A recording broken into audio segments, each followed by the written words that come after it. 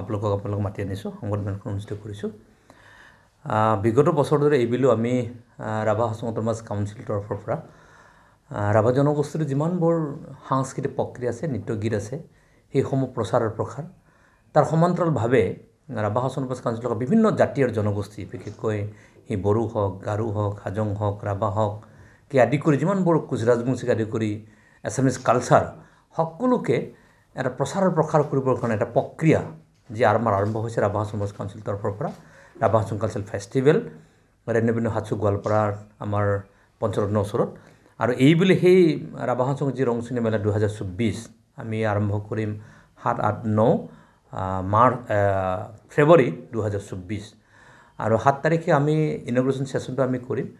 আৰু সেই ইনগ্ৰেল ছেশ্যনটোত আমাৰ গোৱালপাৰা জিলা অভিভাৱক মন্ত্ৰী তথা urban development minister Ashok Singhal ডাঙৰীয়া আহিব। তেখেতে সেই যি কালচাৰেল ফেষ্টৰ উদ্বোধনী অনুষ্ঠানটো তেখেতে ইনগ্ৰেট কৰিব। আৰু তাৰপিছত আমি ইনগ্ৰেশ্যন সভাখন হ'ব। তাৰ পৰৱৰ্তী সময়ত ৰাভা জনগোষ্ঠীটোৰ চাথাৰ দ্বাৰা আমি আদৰিম গোটেই কালচাৰেল ফেষ্টিভেলটো। প্ৰায় 200 মানে গাভৰু আৰু দৰাই মিলি পেলাই গোটেই চাথাৰ নৃত্যটো প্ৰদৰ্শন হ'ব। তাৰপিছত গতানুগতিকভাৱে যিবোৰ জনগোষ্ঠীৰ অনুষ্ঠান থাকে, সাহিত্য সংস্কৃতিৰ লগত ৰিলেটেড হৈ যিবিলাক আমাৰ বিশেষভাৱে ডান্স থাকে, ফক ডান্স থাকিব, সেইটো পাৰফৰ্ম হ'ব, কম্পিটিশ্যন হ'ব।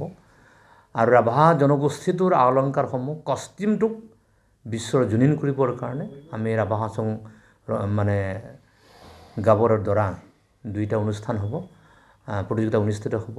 তাৰ লগত ৰাভা জনগোষ্ঠীৰ যিমানবোৰ থলুৱা আমাৰ ৰাভা হাছং অট'নমাছ কাউন্সিল অঞ্চলত থকা আৰ্টিষ্ট আছে, চ'ল' আৰ্টিষ্ট আছে, তেখেতসকলক আমি পাৰফৰ্ম কৰাৰ সুবিধাটো তেখেতসকলক দিয়া হ'ব। ইনষ্ট্ৰুমেণ্টেল তাত প্ৰগ্ৰামটো হ'ব।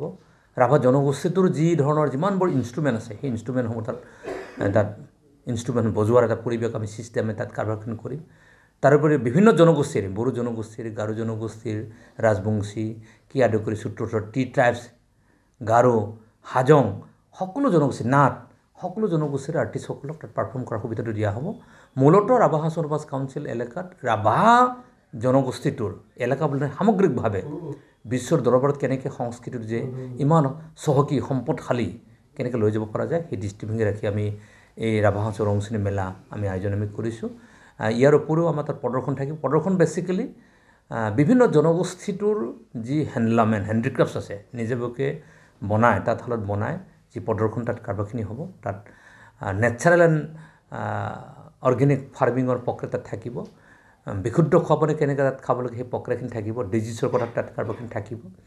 আৰু বিভিন্ন জনগোষ্ঠীৰ খাদ্য মেলা তাত ইভেন দেন জনগোষ্ঠীসমূহৰ যি জনগোষ্ঠীগতভাৱে যি বনোৱা যি পনীয়া থাকিব, মানে সেইটো তাত থাকিব গোটেইবিলাক ক্ষেত্ৰত, মানে তাত খাদ্য সম্ভাৰ থাকিব।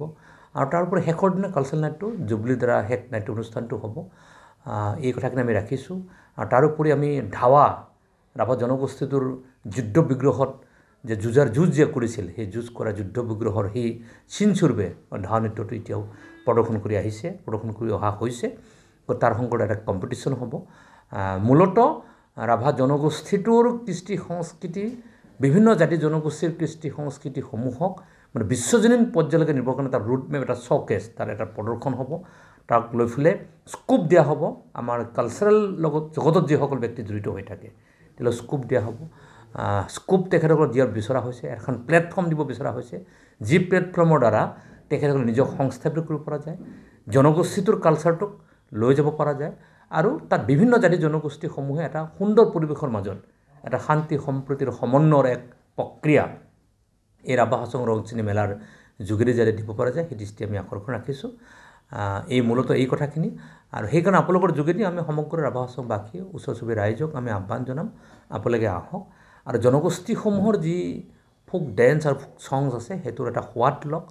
আৰু জনগোষ্ঠীটো সংকটে বুজক, ৰাভা জনগোষ্ঠীৰ কেনেধৰণৰ নৃত্য গীত আছে বুজিব চেষ্টা কৰক, বড়ো জনগোষ্ঠীৰ কেনেকৈ আছে, গাৰোৰ কেনেকৈ আছে, হাজঙৰ কেনেকৈ আছে, কোচ ৰাজবংশীৰ কেনেকৈ আছে, বেংগলী জনগোষ্ঠীৰ কেনেকুৱা আছে, অসমীয়া সংস্কৃতিটো কেনেকুৱা হৈছে, টি ট্ৰাইবছটো কেনেকুৱা হয়, গোৰ্খাটো কেনেকুৱা হয় জানক। আৰু তেনেধৰণে এক সমন্বয়ৰ সংস্কৃতিৰ এটা বৰ ভেটি স্থাপন কৰিবৰ কাৰণে চিন্তা চৰ্চা কৰা হৈছে।